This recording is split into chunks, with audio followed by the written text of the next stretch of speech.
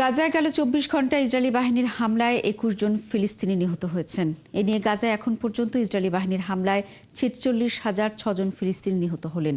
এদিকে শুক্রবার লেবাননে যুদ্ধবিরতি চুক্তি লঙ্ঘন করে প্রাণঘাতী হামলা চালিয়েছে ইসরায়েলি বাহিনী। এতে বেশ কয়েকজন লেবানিজ নিহত হয়েছেন। এদিন ইয়েমেনেও হামলা চালিয়েছে তেল আবিব। আরও জানাচ্ছেন ঋতু সাহা। গাজায় এক মুহূর্তের জন্য থেমে নেই ইসরায়েলি বাহিনীর হামলা।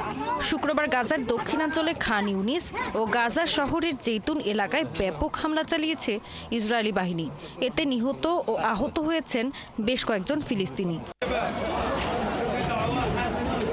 এদিকে শুক্রবার গাজায় ইসরায়েলি বাহিনীর হামলায় সাংবাদিক সাইদ নাভান নিহত হয়েছেন।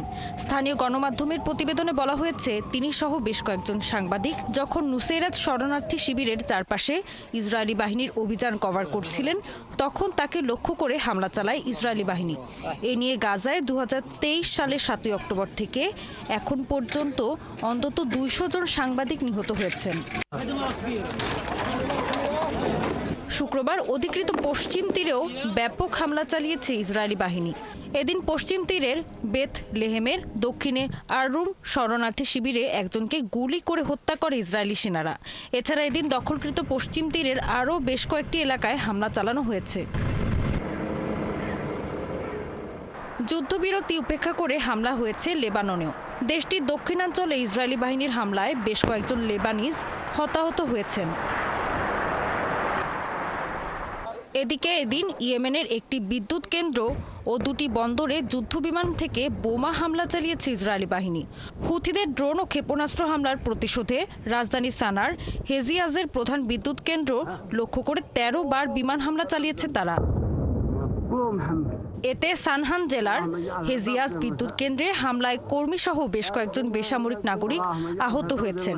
এছাড়া সেখানকার কয়েকটি বাড়ি ঘরও ক্ষতিগ্রস্ত হয়েছে।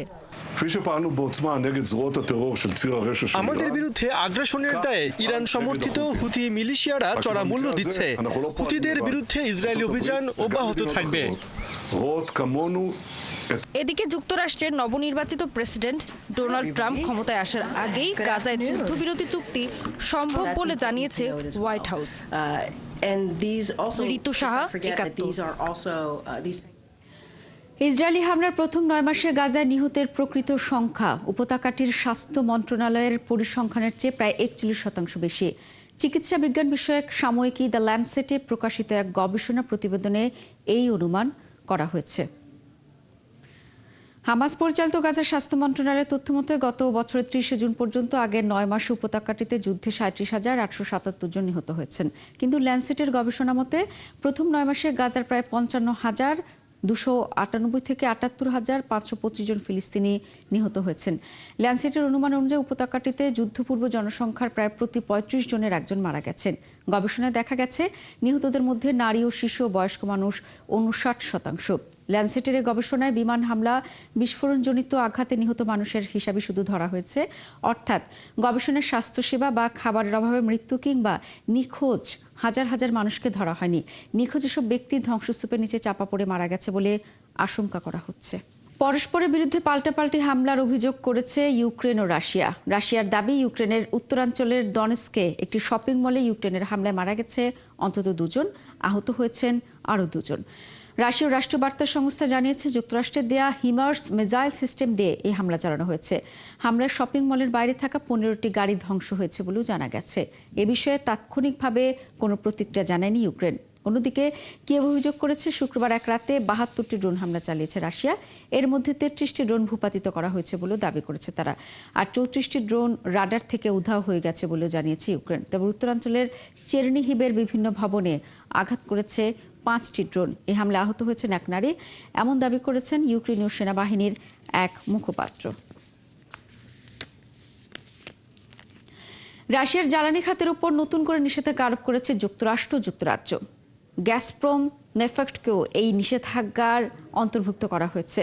যুক্তরাষ্ট্রের ট্রেজারি ডিপার্টমেন্ট জানিয়েছে ১৮০টিরও বেশি জাহাজের পাশাপাশি রাশিয়ান তেল কোম্পানি গ্যাসপ্রম ও সারগুটেনেফটেগাসকেও লক্ষ্যবস্তু করা হয়েছে। মূলত জ্বালানি থেকে রাশিয়ার আয় কমাতে এই পদক্ষেপ নেওয়া হয়েছে।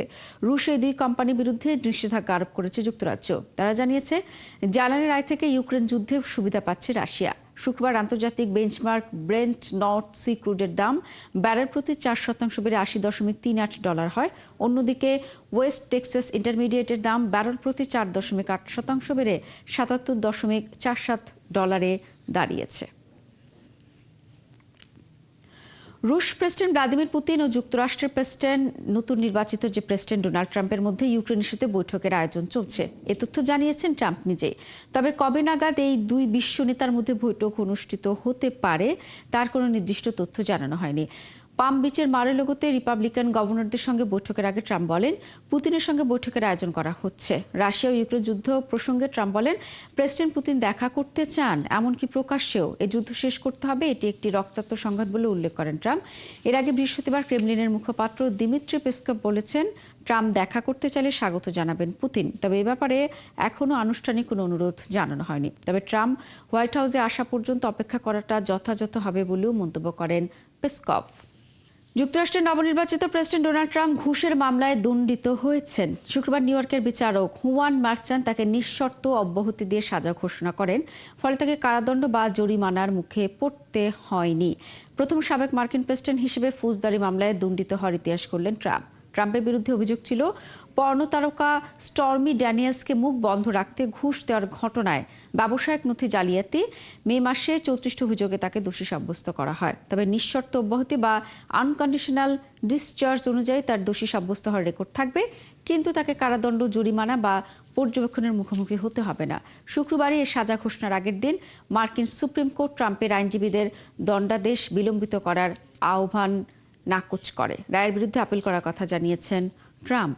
ভেনেজুয়েলার প্রেসিডেন্ট হিসেবে তৃতীয় মেয়াদের শপথ নিয়েছেন নিকোলা মাদুরো। টানা 6 মাস ধরে নির্বাচনী বিবাদ, প্রেসিডেন্ট পদ থেকে সরে যাওয়ার জন্য আন্তর্জাতিক আহ্বান এবং তাকে আটক করতে যুক্তরাষ্ট্রের পুরস্কার বৃদ্ধি সত্ত্বেও শুক্রবার শপথ নিয়েছেন তিনি। তবে ভেনেজুয়েলার বিরোধীরা বলছেন, ব্যালট বাক্সের ভোটের হিসেবে দেখা গেছে নির্বাচনে বিশাল জয়লাভ করেছেন মাদুরোর বিরোধী প্রার্থী এডমুন্ডো গঞ্জালেস। যুক্তরাষ্ট্রসহ অনেক দেশ তাকে নবনির্বাচিত প্রেসিডেন্ট হিসেবে স্বীকৃতি দিয়েছে। এছাড়া আন্তর্জাতিক নির্বাচন পর্যবেক্ষকরা বলেছেন, এই নির্বাচন গণতান্ত্রিক ছিল না। এদিকে মাদক পাচার অভিযোগে নিকোলাস মাদুরোকে দোষী সাব্যস্ত বা গ্রেফতার এড়াতে তথ্য দেওয়ার জন্য পুরস্কারের পরিমাণ $1.5 কোটি থেকে বাড়িয়ে $2.5 কোটি করেছে যুক্তরাষ্ট্রের বিদায়ী প্রেসিডেন্ট।